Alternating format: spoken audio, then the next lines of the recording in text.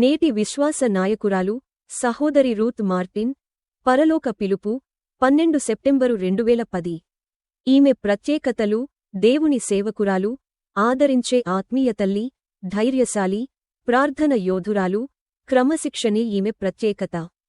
సహోదరి Ruth Martin 1926 నుండి 2010. ఈమె దైవదాసుడు భక్త్ సింగ్ గారికి అత్యంత సన్నిహితుడైన సహచరుడు. సహోదరుడు మార్టిన్ సత్యనాథన్ గారి సతీమణిగా అందరికీ సుపరిచితురాలు. సహవాస ప్రారంభములో మొదటి సహోదరిగా సంపూర్ణ సేవకు సమర్పించుకున్న దేవుని సేవకురాలు. మద్రాసు జెహోవా షమ్మా నుండి కేంద్ర పరిచర్యను మార్చే క్రమములో దైవదాసుడు భక్త్ సింగ్ గారితోపాటు 1950 సెప్టెంబరు 25న హైదరాబాదుకు తరలివచ్చిన కొద్దిమందిలో ఈమె కూడా ఒకరు. ప్రారంభ సహవాసములో ఒక సంచలన వార్త. ఈమె తన చెల్లెలు ఇద్దరూ జెహోవాషమ్మాలో ప్రవేశించిన తీరు ఆ కాలంలో వింతగా చెప్పుకునేవారు.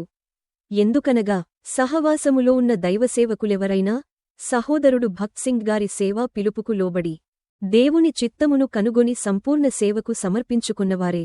అయితే వీరు మాత్రం అన్యులుగా దేవుని గృహములో ప్రవేశించి భక్త్ సింగ్ గారి వాక్యము ద్వారా రక్షించబడి వీరి జీవితమును త్యాగము చేసి తమ్మును తాము ప్రభువువారి సంపూర్ణ సేవకు అప్పగించుకొనిరి. జీవితం మీద విసుకుచెంది పారిపోయి వచ్చిన వీరిని దైవదాసుడు అక్కున చేర్చుకొని చూపించిన క్రీస్తు ప్రేమను ఆ కాలంలో విశేషముగా అందరూ గుర్తించిరి. అయితే దేవుని కృపాయేర్పాటులో ఉన్నామని అప్పట్లో వీరికి తెలియదు. ఎవరైనా దేవుని సంకల్పంలోయుండి ఆయన పిలుపుకు లోబడితే ఎలాంటి కష్ట పరిస్థితుల్లో ఉన్న ఆయన ఏలాగు నడిపించగలడో చూడగలము.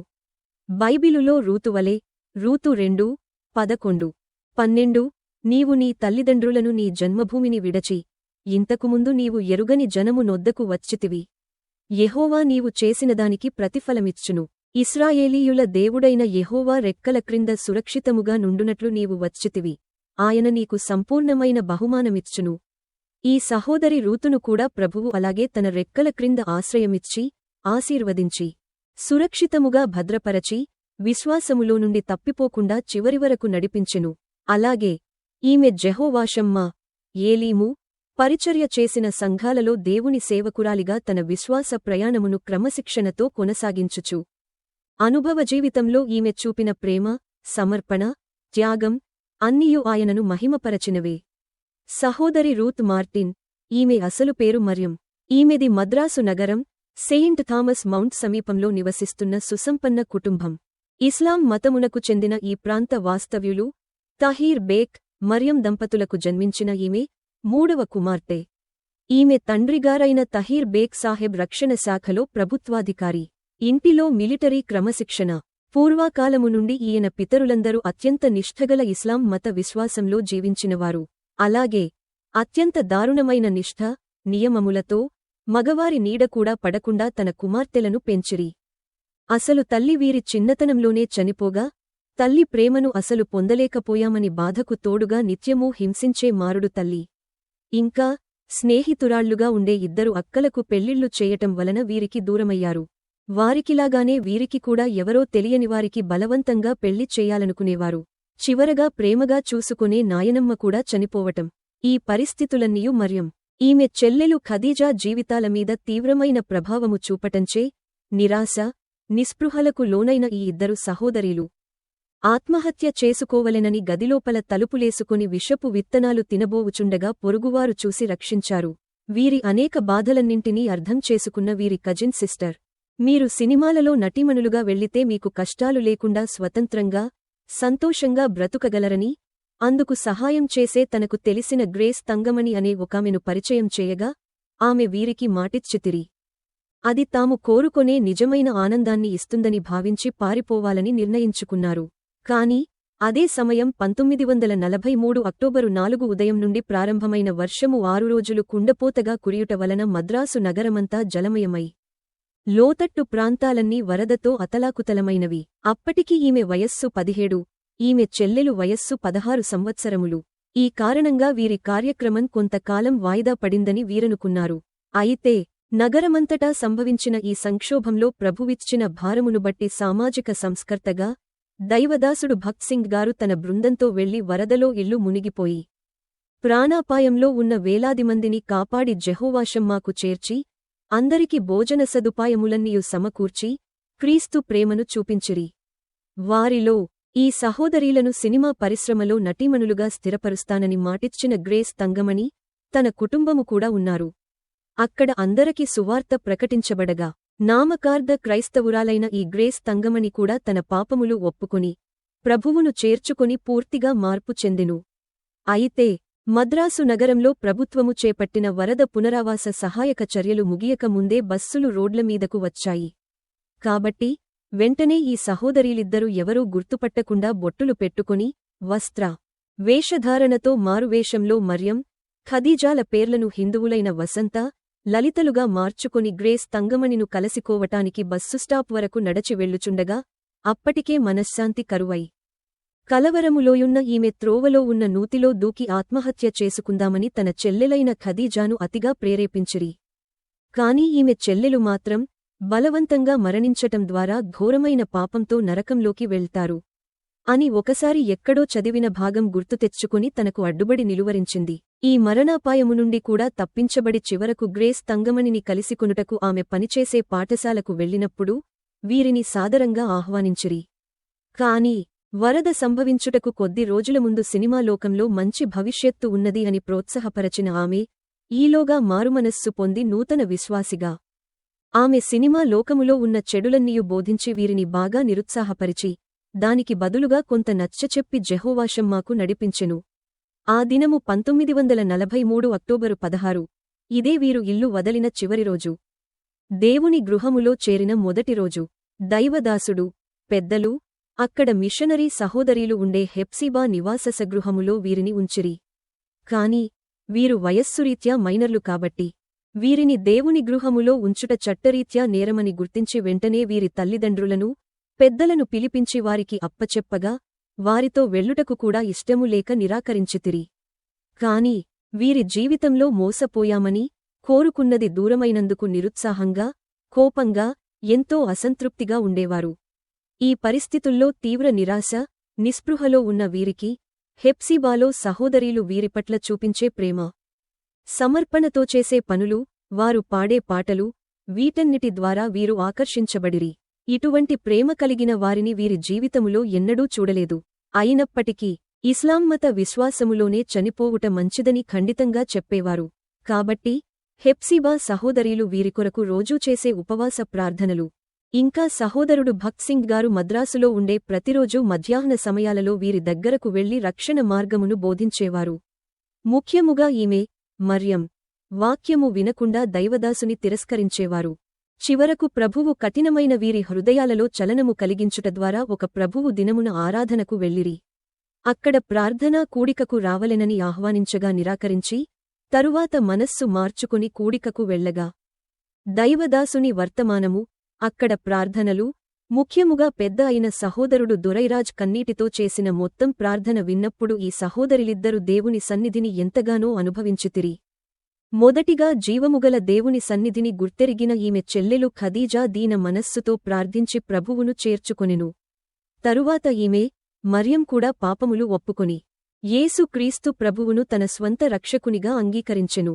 ప్రాముఖ్యమైన విషయమేమనగా ఈ సహోదరీలిద్దరు బయట ప్రపంచంలో ఎవరికీ తెలియని క్రితమే ఆత్మపూర్ణురాలైన సహోదరి మనోన్ మణి శాంతం దొరైరాజ్ వీరి కష్టములను ముందుగా ఎరిగినట్టుగానే సంఘములో ప్రార్థిస్తూయుండేవారు. అంతేకాకుండా మద్రాసులో ఉజ్జీవము కొరకు దైవదాసుడు జరిపించిన ప్రార్థనలు ఎంతో ముఖ్యమైనవి. ఈలాగు ప్రతి దైవకార్యానికి వెనుక ప్రార్థనలు ఉంటాయి. అయితే ప్రభువు తన చిత్తాన్ని తన స్వంత సమయములో నెరవేర్చుతాడు. ఆయన కార్యాలను క్రమబద్ధంగా గ్రహించలేని వారికి అవి అగమ్యగోచరంగా అనిపించవచ్చు. ప్రభువు ఈలాగు అతి కఠిన హృదయాలను కలిగిన ఈ ఇద్దరు సహోదరీలను ఆయన మార్గములోకి తెచ్చుకొనగా దైవదాసుడు భక్త్ సింగ్ గారు 1944 సంవత్సర ప్రారంభములో బాప్తిస్మములు ఇచ్చి వీరికొరకు ప్రార్థించి ఈమెకు రూతు అనియు, ఈమె చెల్లెలకు ఎస్తేరు అనియు పేర్లు పెట్టిరి. బైబిలులో స్త్రీల పేర్లతో ఉన్న పుస్తకాలు 2 ఉన్నాయి. ఆ ఇద్దరు స్త్రీల పేర్లను వీరిరువురికి పెట్టడం గమనార్హం. వీరు సహవాసములో సంపూర్ణ సేవకు మొదటిగా సమర్పించుకున్న సహోదరీలు. వీరు బాప్తిస్మములో సాక్ష్యమిచ్చిన తరువాత తమ బంగారు ఆభరణములను త్యజించి ప్రభువునకు అర్పించిరి. అయితే మెరిసే చీరలను గృహమునకు పంపించగా వాటిని అందుకున్న కుటుంబ సభ్యులు వాటి చుట్టూ చేరి ప్రియమైనవారు మరణించినట్లుగా దుఃఖముతో విలపించిరి. ప్రభువు గృహము నుండి ప్రతిరోజూ వీరిద్దరు ఇతర సహోదరీలతో కలసి సువార్తను ప్రకటించుటకు బయటకు వెళ్లేవారు. అయితే వీరి తండ్రి మాత్రం తన కుమార్తెలు క్రైస్తవులుగా మారిపోయారని విని సహించుకోలేక తీవ్రంగా ప్రేరేపించబడినవాడై వీలు కుదిరినప్పుడు చంపటానికి ఖడ్గముతో తిరిగేవాడు. అప్పుడు ప్రభువు వారికి లూకా సువార్త 12:4-5 వచనముల ద్వారా మాట్లాడెను. దేహమును చంపిన తరువాత మరేమియు చేయనేరని వానికి భయపడకుడి. ఒకరోజు ఆయన జెహోవాషమ్మా గేటు దగ్గర వీరిపై దాడి చేయడానికి వేచిచూస్తూ అప్పుడే టీ త్రాగటానికి షాపుకు వెళ్లిన సమయంలో సువార్తకు వెళ్లిన వీరు అదే సమయంలో జెహోవాషమ్మా ఆవరణములోనికి ప్రవేశించారు. ఈలాగు ఎన్నోసార్లు వీరి తండ్రి బారిన పడకుండా ప్రభువే తప్పించెను. ఒకసారి వీరు సహోదరీలు మిస్ గ్రీన్, మిస్ స్టాలీతో కలిసి సువార్త ప్రకటించడానికి వెళ్ళినప్పుడు తమ తండ్రిని దూరంలో చూచి భయంతో ఆ సహోదరీల వెనుక దాక్కున్నారు. వీరిని చూసిన తండ్రి ఇంటికి వెళ్లి ఎన్నో రోజులపాటు అనారోగ్యంతో పడిపోయాడని వీరు విన్నారు. ఎందుకంటే చాలా కాలం తరువాత తన కుమార్తెలను చూసి ఆయన మనసు కలత చెందింది.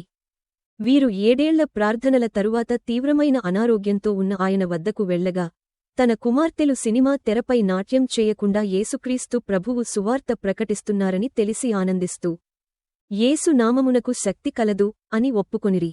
ఈమె చెల్లెలు సహోదరి ఎస్తేరుకు సహోదరుడు జోర్డాన్ ఖాన్ గారితో మార్చి 15, 1950న తరువాత సహోదరి రూతుకు వివాహములు జరిపించితిరి.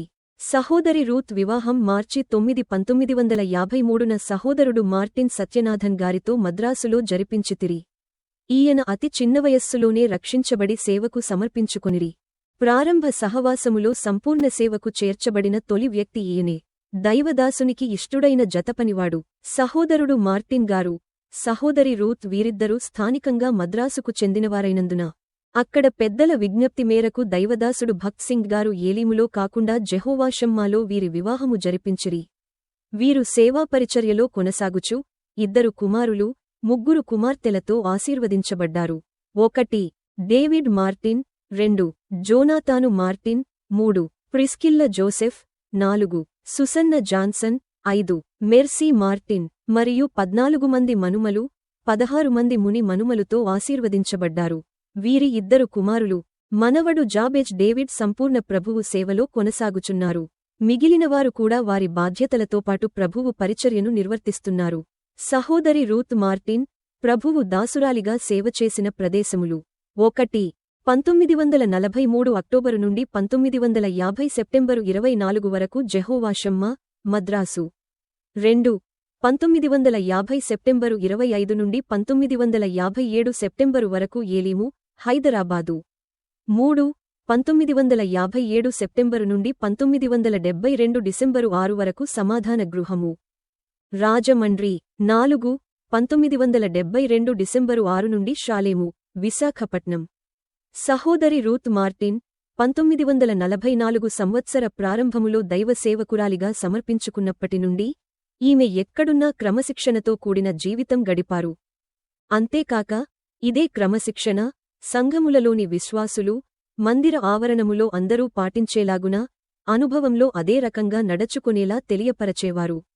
సేవలో ఎంత కఠినతరమైన పరిస్థితులు ఎదురైనప్పటికీ ఎటూ చూడకుండా నిబద్ధతగా, ధైర్యంగా ముందుకు సాగటమే ఈమె లక్ష్యం. ఉదాహరణకు 1948 సంవత్సరములో కొన్ని అనివార్య పరిస్థితులు చోటుచేసుకోగా వీరు నివాసముండే హెప్సీబా నివాసగృహము ఖాళీ చెయ్యటంతో అందులో నివాసముండే అందరినీ కొంతకాలానికి వారి వారి ఇళ్లకు పంపించగా మిగిలిన 4 సహోదరీలు రూత్, ఎస్తేర్, నిస్సీ, తన 3 ఏళ్ల కూతురు గుడి. వీరికి ఎవరూ లేని కారణంగా సహోదరుడు భక్త్ సింగ్ గారే ప్రత్యేక బాధ్యత వహించి నీలగిరి పర్వతాలలోయున్న కూనూరులోని సిల్వర్ డేల్ అనే తన విశాలమైన బంగ్లాలో నివసిస్తున్న మిషనరీ సహోదరి లేడీ ఓగెల్ వద్దకు వీరిని పంపించారు. అయితే ఆ కాలంలో ఆమె అక్కడ లేకపోవటం వలన వీరు అనుభవించిన కష్టాలు వర్ణనాతీతమైనవి. అయినప్పటికీ అక్కడ పరిస్థితులేమియు దైవదాసునికి తెలియకుండా జాగ్రత్త వహించిరి. 1950లో కేంద్ర పరిచర్య హైదరాబాదుకు మారినప్పుడు కూడా ఇవే కష్టపరిస్థితులు కొనసాగినవి. కుటుంబముగా 1957 సంవత్సరములో సంఘమును స్థాపించుటకు రాజమండ్రి వచ్చినప్పుడు కానుకలు పైసలులోనే ఉండేవి. ప్రభువు దినమందు దూరము నుండి వచ్చేవారికి ఈమె ఆరాధనానంతరము వీరు త్రాగే నూకల జావనే ఒక పెద్ద గ్లాసు నిండా ఇస్తూ ఉండేవారు. ఆ రోజంతటికి అదే ఆహారము. ప్రతివారము ఈమె స్వచ్ఛమైన ప్రేమను రుచిచూసిన వారిలో నా తల్లిదండ్రులు కూడా ఉన్నారు. ప్రభువు ఆశీర్వదించిన కొలది ఎంతోమంది సేదతీరుటకు, అనేక విశ్వాస కుటుంబములు కట్టబడుటకు ప్రభువే ఈమెను ఉపయోగించుకొనెను. తరువాత విశాఖపట్నం, షాలేములో ఆశీర్వదించబడుతున్న మందిర సమృద్ధి ద్వారా కష్టకాలంలో ఉన్నవారిని అక్కున చేర్చుకొని, ఆత్మీయ తల్లిగా ఆదరించి, ఆశ్రయం కల్పించి, అనుభవపూర్వకంగా ఈమె చూపించిన క్రీస్తు ప్రేమ వెలకట్టలేనిది. ఈమె ఎన్నో కష్టాలను అనుభవించి ప్రభువు కృపనుబట్టి వాటిని అధిగమించి వచ్చారు కాబట్టి, అటువంటి పరిస్థితులలో ఉన్న నిరుపేదలైన విశ్వాసులను, ఆపదలోనున్న వారిని, అవసరతలోయున్న సేవకుల కుటుంబములను ఆదుకొనేవారు. ఈలాగు ప్రభువు గృహము నుండి సహాయ సహకారములు అందించుటవలన ఎన్నో కుటుంబాలు భౌతికంగా, ఆర్థికంగా నిలదొక్కుకోవడం మాత్రమే కాకుండా ఆత్మీయంగా దేవునిలో స్థిరపడేవారు. ప్రధానంగా సంఘాలలో పరిశుద్ధ వైవాహిక బంధాలకు మార్గం చూపించే విశేషమైన సేవా బాధ్యతను ప్రభువే ఈమెకు కల్పించెను. ఫలితంగా అనేకమంది దాంపత్య జీవితంలో ఆశీర్వదించబడ్డారు. అటువంటి ఆశీర్వాదప్రదమైన జంటలలో నా కుటుంబమూ ఒకటి. ఈమెకు ప్రభువిచ్చిన భారము కొలది, ఈలాగు ఎన్నో రకాలుగా అనేక సంఘాలలో తన బాధ్యతలను అనుభవపూర్వకంగా నెరవేర్చి ఆయనకే మహిమను కలిగించిరి. సహోదరి రూత్ మార్టిన్. ఈమె జీవితం, పరిచర్య ఎన్నో కుటుంబాలకు ఆశీర్వాదకరంగా, మాదిరికరంగా ఉంటూ, రక్షించబడినప్పటి నుండి ప్రభువు చెంతకు చేరేవరకు ఆయనను నమ్మకంగా సేవించుచు, పొందిన రక్షణానందమును, సాక్ష్యమును పదిలపరచుకొని, తన 84 ఏట 67 సంవత్సరాల సుదీర్ఘ సేవచేసి తన విశ్వాసమును కాపాడుకొని జీవిత పరుగును కడముట్టించిరి. నేటి విశ్వాస సందేశము ద్వారా దేవునికి సేవ చేసేలా ప్రేరేపించడమే ఈ పరిచర్య లక్ష్యం. భారమున్నచో ఇతరులను ప్రేరేపించండి. ప్రభువు నామమున వందనములు. John Michael, Rajahmundry.